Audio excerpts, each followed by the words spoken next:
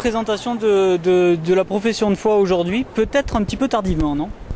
Non, je crois pas. Je crois qu'on est dans une campagne où finalement, vous savez, les campagnes se raccourcissent. Alors je ne sais pas si c'est une bonne ou mauvaise chose en tout cas. Je veux dire, on rentre dans la dernière ligne droite. Donc je crois que c'est important de présenter notre projet parce qu'il y a eu un travail qui est effectué depuis plusieurs mois dans les formations politiques de chacun. Et puis on s'est retrouvés tous ensemble pour établir un projet crédible et une alternative crédible, je crois, à 12 ans de région gouvernée par le Parti Socialiste et ses alliés. Alors c'est très important, c'est pas une liste que UMP. Non, ça j'y tiens bien. Moi je suis donc un des représentants du Nouveau Centre. C'est une liste de la majorité présidentielle.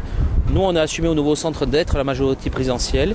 Il y a eu un débat en interne. Certains étaient pour l'autonomie, d'autres étaient pour des listes d'union dès le premier tour. C'est le choix de ma formation politique.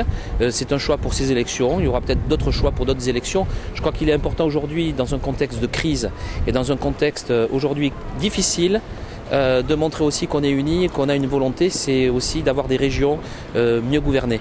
Pourquoi avoir fait ce choix? Est-ce que c'est Brigitte Barège ou est-ce que c'est le fait d'avoir Martin Malgui en face et de devoir se rassembler de suite? Je crois que c'est les deux. Brigitte Barège, c'est une femme déterminée, conquérante. Elle a de vraies qualités. Et puis elle a dit tout à l'heure, c'est une femme, c'est pas une politicienne. Moi, j'y attache beaucoup d'importance. Vous savez, moi, je suis chef d'entreprise. J'ai de nombreux salariés. Si on regarde les gens qui sont sur cette liste, c'est pas des politiciens, des gens qui vivent que de leur mandat.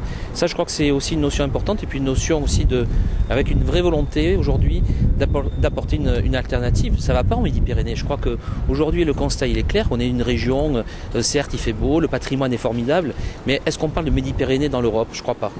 Qu'est-ce que vous allez pouvoir faire et apporter justement? Je crois apporter, on l'a dit tout à l'heure, c'est apporter une vraie politique régionale. Alors certes, vous pourriez me dire que le budget n'est pas suffisant, mais je crois que la réforme aussi des collectivités va faire peser demain le poids des régions de manière différente. Et puis je crois qu'on va apporter aujourd'hui un souffle nouveau. Je crois qu'il y a besoin d'un véritable souffle, il y a besoin de visibilité.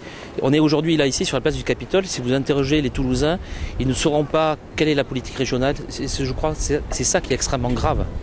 Qu'est-ce que peut faire la région sur les gros sujets qui concernent réellement les citoyens? Je parle de l'emploi, par exemple. Mais bien sûr, l'emploi, parce que je veux dire, aujourd'hui, Martin Malgui, c'est deux reprises de dire que l'emploi n'était pas de la compétence de la région. C'est entièrement faux. Je crois qu'il y a des dispositifs aussi, je veux dire, d'être derrière aujourd'hui les entreprises. Qu'est-ce qui est fait aujourd'hui pour les entreprises? Pas grand-chose. Il n'y a aucun dispositif d'accompagnement. On parlait tout à l'heure de la formation professionnelle. Elle est étroitement liée à l'emploi. Aujourd'hui, il y a des mannes financières énormes, il n'y a aucun suivi qui est fait. Mais je crois que sur ces deux sujets, l'aide aux PME, parce que c'est les PME aujourd'hui, les forces vives de ce pays, de cette région, c'est là-dessus aussi qu'il faudra travailler pour créer de vrais emplois durables. Alors, sur le dernier sondage qui est sorti, qu'est-ce qui manque? Je crois que vous savez, les sondages, c'est une photographie à l'instant T. À l'instant T, il manquait quoi? Il manquait, je crois, beaucoup de gens peu concernés par cette campagne.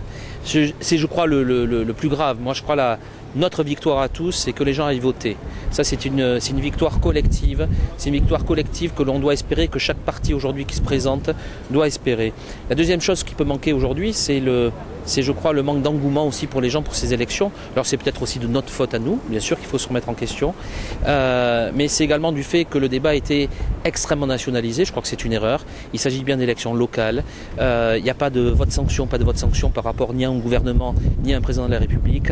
Il y a aujourd'hui des projets qui vont être débattus et je crois qu'on rentre dans la dernière ligne droite et je crois le plus important, c'est de débattre sur le projet, de projet à projet et d'équipe à équipe. Je crois qu'il y a aussi, on est une équipe quand même jeune, dynamique, avec des gens nouveaux qui pour la première fois s'engagent aussi sur une liste. Ça, c'est des signes forts qui sont donnés. Donc qu'est-ce qui manque? Il manque beaucoup de souffle et beaucoup de dynamisme pour, je crois, pouvoir l'emporter le 21 mars prochain. Bon, juste dernière question, s'il y avait une mesure à retenir que vous retenez du programme, laquelle? Moi, je crois laquelle, c'est les transports, c'est un enfer. Je veux dire, quand vous voyez aujourd'hui la politique des transports qui est menée ici dans ce département, dans cette région, elle est essentiellement dramatique. Chaque jour, nous la subissons. Donc ça, je crois qu'il y a vraiment un grand pied dans la fourmilière à mettre. Arrêtons les guéguerres entre régions, départements, villes. Mettons-nous autour d'une table et trouvons des solutions. Ça, c'est un enfer pour les gens. justement c'est possible si la droite passe de pouvoir collaborer bien sûr, avec la mais région, heureusement, ça voudrait dire qu'on est dans un pays qui n'est pas démocratique. Je crois que justement, il n'y a pas 100% des gens aujourd'hui qui adhèrent à un parti politique, aux opinions d'un seul parti politique.